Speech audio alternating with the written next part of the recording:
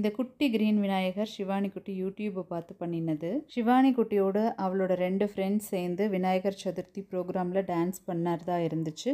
அவங்களுக்கு தேவையான ட்ரெஸ்ஸை 1 வீக் முன்னாடியே போய் நாங்கள் புக் பண்ணிட்டு வந்துட்டோம். இதுதான் ட்ரெஸ் நாங்கள் புக் பண்ணியிருந்தோம்.